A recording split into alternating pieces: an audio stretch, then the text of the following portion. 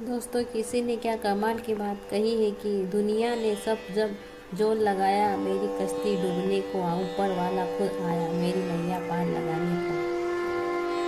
तो कहानी शुरू होती है कि एक राजा ने भगवान का एक सुंदर मंदिर बनवाया और उसमें एक पुजारी को पूजा करने के लिए रखा। काफ़ी समय बीत गया, राजा की भी उम्र हो गई थी और पुजारी की भी उम्र हो चली थी।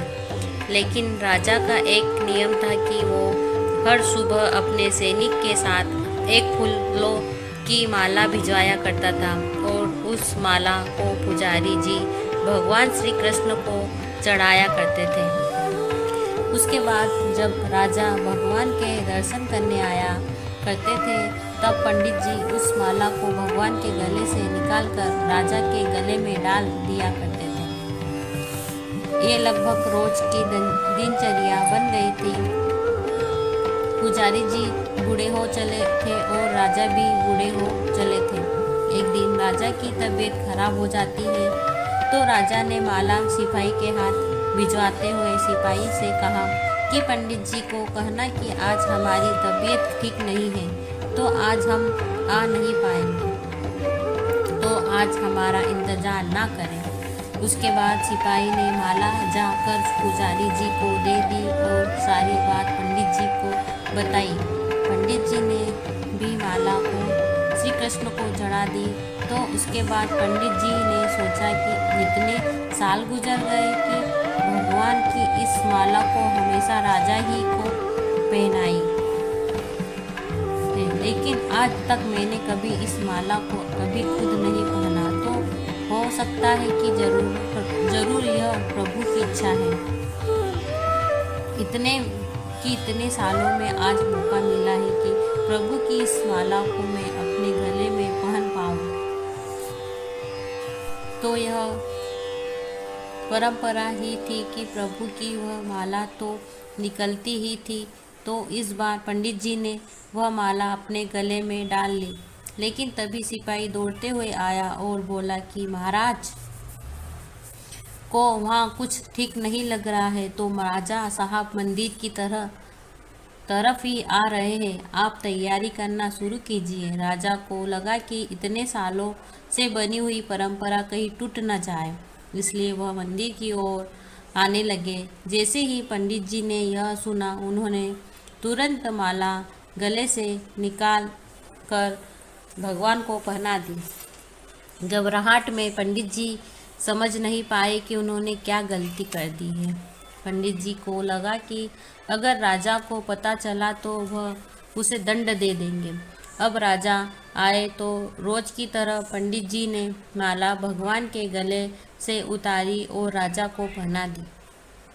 लेकिन राजा की नज़र माला पर पड़ी, उसमें एक सफ़ेद बाल था। राजा को बात समझ आ गई कि ये सफ़ेद बाल पुजारी का है।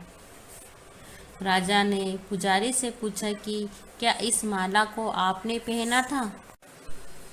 यह सफ़ेद बाल कहाँ से आया? तो पंडित जी डर गए और डर के मारे बोल दिया कि यह सफ़ेद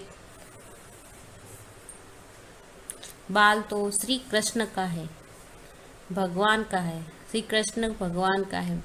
राजा को गुस्सा आ गया कि एक तो पंडित छल कर रहे हैं और ऊपर से झूठ बोल रहे हैं। राजा ने थोड़ा गुस्से में आकर पूछा कि कृष्ण जी के कब से सफ़ेद बाल हो गए हैं? ठीक है, कोई नहीं, मैं कल श्रृंगार के समय आऊँगा, तब देखूँगा कि श्री कृष्ण के बाल सफ़ेद है या नहीं। और याद रखना पंडित, अगर बाल काले निकले, सफ़ेद नहीं निकले, तो कल के कल आपको इस छल के लिए मृत्यु दंड दिया जाएगा। और राजा गुस्से में तमतमाते हुए वहाँ से चले गए। और इधर पंडित जी को अपनी मृत्यु नजर आने लगी थी। वो श्री कृष्ण के आगे दंडवत कर लेट गए और बोले कि प्रभु, मुझे क्षमा कर दीजिए, मैं लोभ में आ गया था।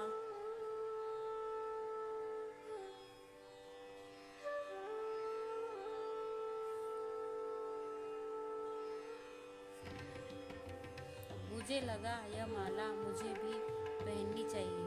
मुझे बचा लीजिए प्रभु, नहीं तो कल राजा के हाथों मेरी मौत निश्चित है। पंडित पूरी रात भगवान से विनती करते रहे, रोते रहे, प्रार्थना करते रहे कि प्रभु मुझे बचा लीजिए। अगली सुबह राजा श्रृंगार के समय पहुंचा और पहुंचने के बाद राजा ने पंडित से कहा कि पंडित जी मुकुट उतारिए, मुझे बिहारी जी के केस देखने हैं। पंडित जी ने डरते डरते मुकुट उतारा और जैसे ही मुकुट उतारा राजा चौंक गए। श्री कृष्ण की मूर्ति के बाल सफेद थे, लेकिन राजा को लगा कहीं ऐसा तो नहीं कि पुजारी फिर कोई छल कर रहा है, कहीं इसने अपने जान बचाने के लिए नकली बाल रंगवा तो नहीं दिए।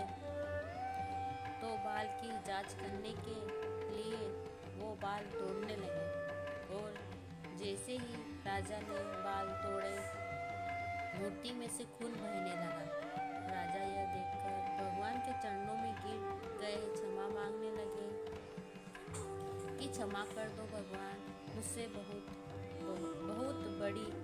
बड़ा पाप हो गया है।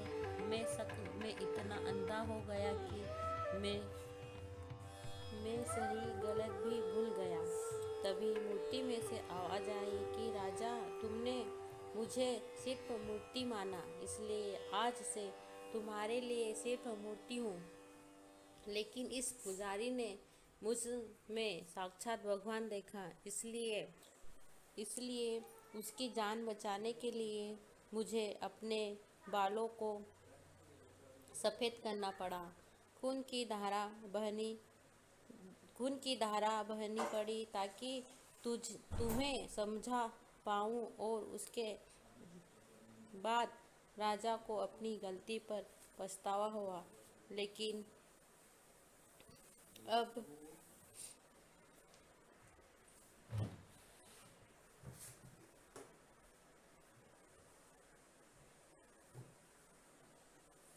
कुछ नहीं हो सकता था। इसलिए तो कहते हैं कि अगर मानो तो पत्थर में भी भगवान है, नहीं तो साक्षात आपके सामने भगवान आ भी जाए तब भी आप उनसे उनकी सत्यता मांगोगे। अगर आप सच में भगवान को देखना चाहते हैं तो आपके सिर्फ भाव होने चाहिए। ऊपर वाले पर बिना किसी शर्त के विश्वास रखो और अपने कर्म को निरंतर करते रहो। ऊपर वाला आपको उसका फल आवश्यक देगा।